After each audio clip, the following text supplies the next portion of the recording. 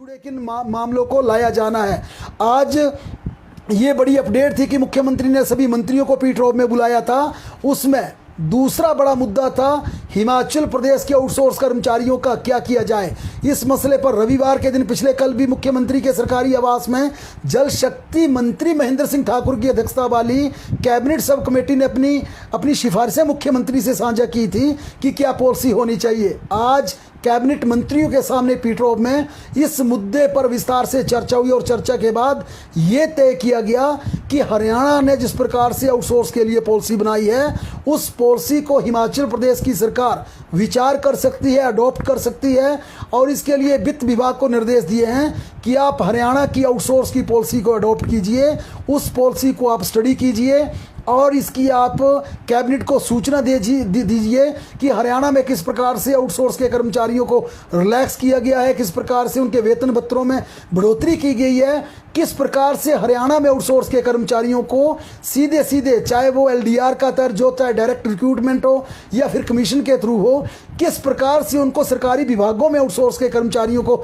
हरियाणा में लाया जा रहा है। इस पॉलिसी पर स्टडी करने के लिए कहा गया और हो सकता है कि जिस गति के साथ राज्य सरकार आउटसोर्स की तरफ बढ़ी है, अगली कैबिनेट में तो ये मामला आना मुश्किल है, लेकिन उससे अगली कैबिनेट में ये मामला जरूर आ सकता है। इसके अलावा महत्वपूर्ण मुद्दा हिमाचल प्रदेश की ओल्ड पेंशन बहाली को लेकर जिस प्रकार से एनपीएस कर्मचारियों का आंदोलन उग्र होता जा रहा है। पिछले कल जिस प्रकार से बारिश के बावजूद हिमाचल प्रदेश के कर्मचारी छोटे से कुल्लू जिला में भारी संख्या में मौजूद हुए, उस आंदोलन ने सरकार ये एक बार फिर नींद उड़ा दी है और आज फिर वित्त विभाग को निर्देश दिए गए कि जिस प्रकार से केंद्र से पत्राचार चल रहा है, केंद्र सरकार से बातचीत चल रही है, उस पर बताएं कि क्या बात हुई है, क्या चिट्ठी का जवाब आया है। क्योंकि राजस्थान से लगातार हिमाचल प्रदेश की सरकार यहाँ पर टाई अप किए हुए है।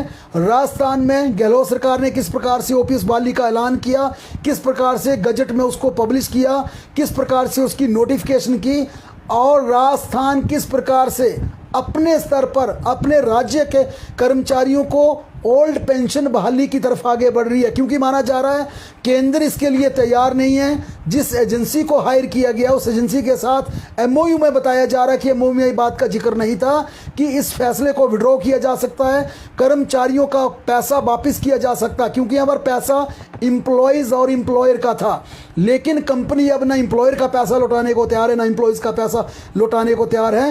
इन परिस्थितियों में राजस्थान की सरकार अपने स्तर पर कर्मचारियों को पेंशन देने के लिए तैयार हो गई है। हिमाचल प्रदेश में आंदोलन बढ़ रहा है। एनपीएस ने ऐलान कर रखा है कि ओल्ड पेंशन बहाली की घोषणा नहीं की गई तो मानसून सत्र में हिमाचल प्रदेश के विधानसभा परिसर का फिर घेराव किया जाएगा। पिछली बार भी घेराव हुआ था, रात के समय कर्मचारियों को आंदोलन कर गए, कर्मचारियों को उठा दिया गया था। लेकिन अब जिस प्रकार से दूसरी बार ये आंदोलन खड़ा हुआ है, इस आंदोलन को देखकर सरकार भी संकट में आ गई है, सरकार चिंता में आ गई है और फिर वित्त विभाग को निर्देश दिए गए कि अगर जो परिस्थितियां राजस्थान में बनी हुई है हिमाचल प्रदेश में भी बनी रहती है तो बीच का रास्ता क्या निकाला जा सकता है, ऐसा क्या प्रयास किया जा सकता है कि ओल्ड पेंशन का बीच का रास्ता निकालकर इन कर्मचारियों के आंदोलन को ठंडा किया जाए। हालांकि सरकार को ये जरूर हम बार बार ये एडवाइस कर रहे थे, ये बार बार अपने चैनल के माध्यम से बता रहे थे, या हिमाचल प्रदेश के कर्मचारियों को भी पुरानी पेंशन बहाल कर दो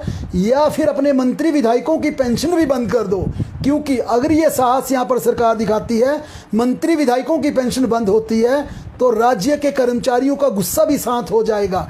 क्योंकि एक दिन का विधायक, एक दिन का सांसद बनने पर ताउम्र के लिए पेंशन लग जाती है, लेकिन कर्मचारी को 58 से 60 साल तक सरकारी क्षेत्र में सेवाएं देने के बावजूद उन्हें खाली घर लौटा दिया जाता है और 2 से 3 से 4 हज़ार रुपये उन्हें पेंशन मिलती है। यानी कि प्रदेश के कर्मचारी यहाँ पर चिंतित हैं कि रिटायरमेंट के बाद उनके भविष्य का क्या होगा। इसी पसोपेश में अब ये बड़ी अपडेट है कि सरकार भी अब चिंता में आ गई है कि कर्मचारियों के लिए क्या किया जाए।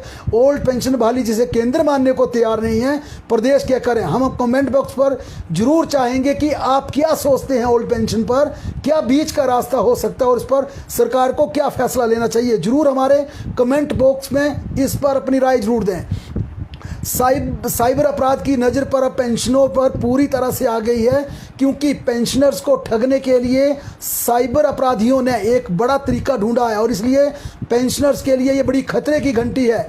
जीवन प्रमाण पत्र अपडेट के लिए जानकारी मांगी जा रही है। नियुक्ति से लेकर सेवानिवृत्ति तक पीपीओ तमाम जानकारियां, आधार कार्ड, स्थायी पता, ईमेल आईडी, मासिक पेंशन, नॉमिनी की जानकारी मांगी जा रही है। और ये हम नहीं, हिमाचल प्रदेश की साइबर क्राइम की तरफ से, पुलिस की तरफ से ये अलर्ट राज्य के पेंशनरों को जारी हुआ है, क्योंकि शातिर पेंशनरों से सांठ-गांठ करके पूछ रहे हैं कि आप अपना प्रमाण पत्र दीजिए, आपकी पेंशन रुक सकती है, आप अपना ओटीपी शेयर कीजिए।